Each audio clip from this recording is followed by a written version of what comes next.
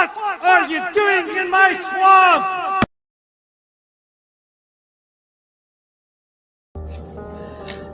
Hello everybody, this is Ogre Boy, and I'm going to be doing my top 8 movies that made me cry. My good friend Esley from Entertainment Fanatic Reviews had done this video and stuff. He was requested by my ex-girlfriend to do this video, and she actually asked me to do it as well, and everything. And so I thought after watching Esley's, I would come up with 8 movies that made me cry. There's a lot of movies that have made me cry, whether it's sad crying or happy crying. If I get really emotionally into a movie and stuff, there's a chance usually I'll end up crying and everything. But I picked out 8 that really stick out to me and everything, so I thought I'd go ahead and get going. Coming in at number 8 is Castaway. This is a movie that stars Tom Hanks that I actually need to review. I haven't reviewed this one yet, but it's one of my favorite Tom Hanks movies. Actually, probably is my favorite performance of his. But it's where his character gets stuck on an island and he starts to lose his sanity and everything. And he's like stuck on this island for like 5 years, I believe. And he has this volleyball that he turns into like his little companion and stuff. When he accidentally cuts his hand and he starts kind of losing his mind, he throws it and it has a big handprint, and he turns the handprint into a little face and stuff on this volleyball, and it becomes his little buddy and stuff. And this movie, just at the end of it, when Wilson gets lost by accident, he drifts out to sea and everything. That scene is just absolutely heartbreaking and stuff, and Tom Hanks' performance in that scene is absolutely amazing and everything. It's like he's probably the only person that could make you cry over watching somebody lose their volleyball and everything. It's just really great movie with a great performance, and it always hits me in the feels when I watch it. So Castaway is number 8, and number 7 is The Iron Giant. This was one that I absolutely loved as a kid, and even as a kid I always thought this movie was really sad and everything. But back when this movie first came out, I didn't really cry very much in movies very often and everything, and this was one of the first ones that kind of made me almost cry, but I didn't cry at first. But every time I rewatch it as an adult, I turn into a blubbering mess and everything. But I absolutely love this movie, and when that dumb hunk of metal says Superman as he's flying into the missile and stuff, I get choked up every time and everything. But I love this movie and everything. So The Iron Giant is number 7, and number 6 is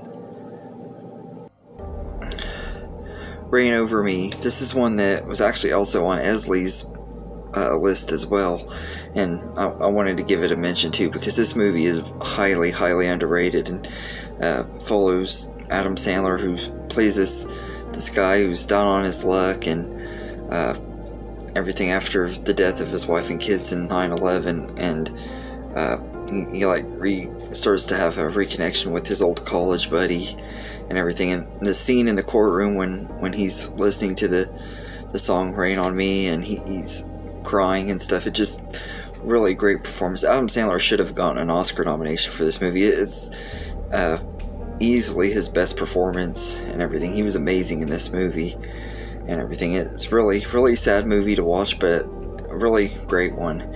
And I know a lot of people will say Uncut Gems is his best performance, but I can't say it. It's always been this movie. I think his performance in this is just absolutely amazing. So Reign Over Me is number 6, and number 5 is Inside Out. There was a number of Pixar movies I could have put on here. I almost did the Toy Stories, but those movies would be a cliche one to put on this kind of list and stuff, because anybody would say they cried during the Toy Stories. Pretty much 2, 3, and 4, all of them have those really sad moments and stuff. And then of course, you got Up, which most people would also say that one, another really great one and everything. But I decided to go with Inside Out because that movie really hit me. During that scene when Bing Bong sacrifices himself and everything so that Joy can get out of the pit and everything, so she doesn't become like a lost memory and everything, and he disappears and everything, meaning that Riley's gonna forget him forever and everything. It's just really heartbreaking scene and everything, but it's just very well written.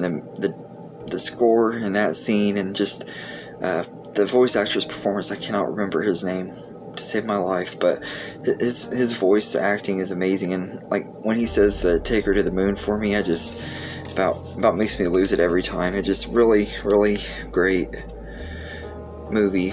But that scene in particular, but the entire movie has different parts that are really sad and stuff and everything. It's one of those movies that feels like a therapy session you never knew you needed every time I watch it. But it's a really great one. So Inside Out is number 5, and number 4 is Simon Birch. This is another movie that I've always absolutely loved this movie. I know a lot of people don't like it and stuff. I never really have understood why. It's just been one of those that I've always really loved, and it has a really great story about these two friends, and the title character, Simon Birch, has this thing where he's wanting to know what his purpose is in life, and throughout the whole movie he's questioning why he exists, because he's always getting made fun of for his size and all that, and people just don't understand him and like him except for his one friend who's played by, I think it's Joseph Mazzarello, I think is how you say his name, the kid from Jurassic Park. He's really great in this movie too, and it just has some really great moments in here, and that ending and stuff when and everything with when Simon dies and stuff, it's just, to me, it's really heartbreaking, a really emotional scene and everything. So Simon Birch is number 4, and number 3 is Logan. This was one that I went to see it in the theater and everything. It was because it was going to be Hugh Jackman's last time playing Wolverine, and hopefully it stays the last time playing Wolverine. As much as I love him as a character, this movie was a perfect ending to his character arc. But I went in here expecting that it'd probably be a bittersweet ending and stuff.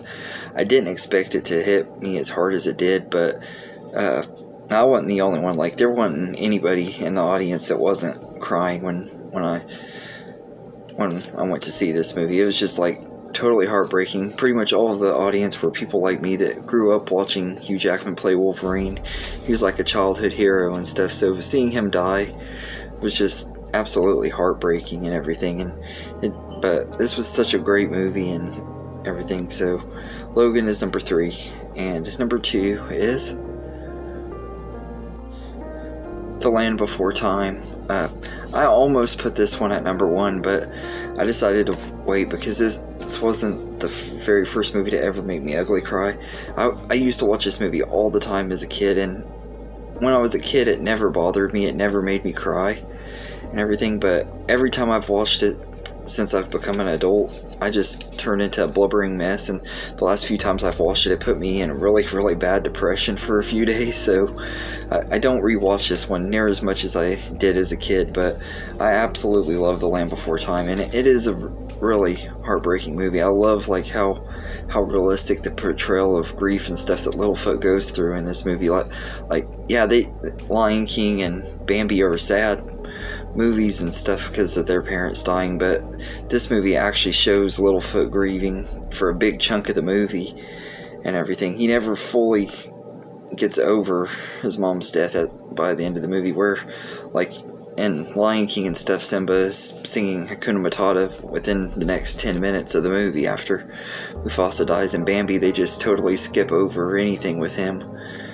after his mom died and everything. So this has always been one that to me hits the emotional beats way better and everything. And I'm not saying those movies aren't emotional too, because they are, but this one just really has always I've always felt it was the saddest of the three, but it didn't really start hitting me until I got older and stuff, and I haven't watched it since my mom died. I probably am going to be even more of a blurring mess watching it now, because as a kid I always related to Littlefoot, and for some reason Littlefoot's mom always reminded me of my mom for some reason when I was a kid.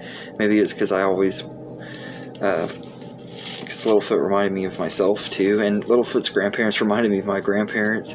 I was a weird kid, but I love The Land Before Time and everything, so and it's number 2. The only reason it's number 2 is because it didn't really start hitting me emotionally until like the last 10 years or so.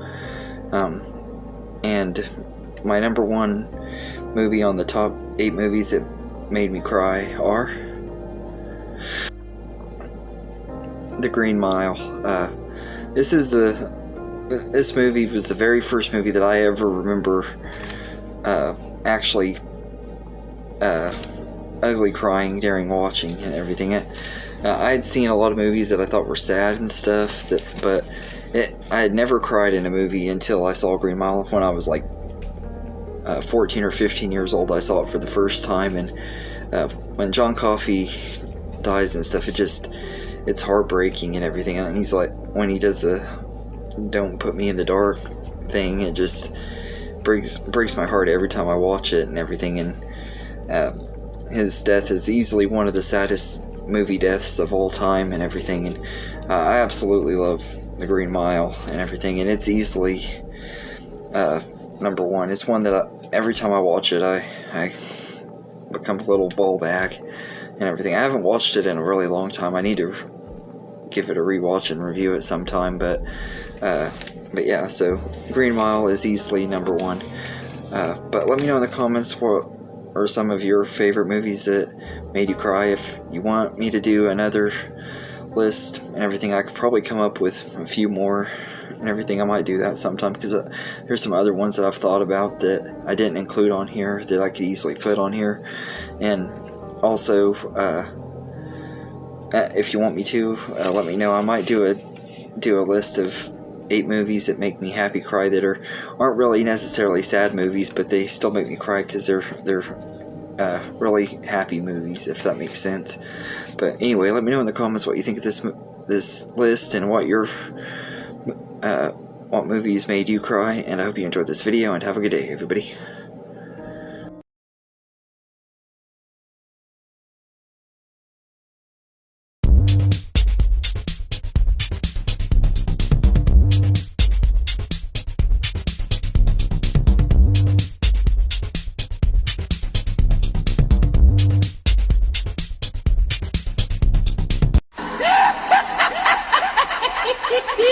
Yeah.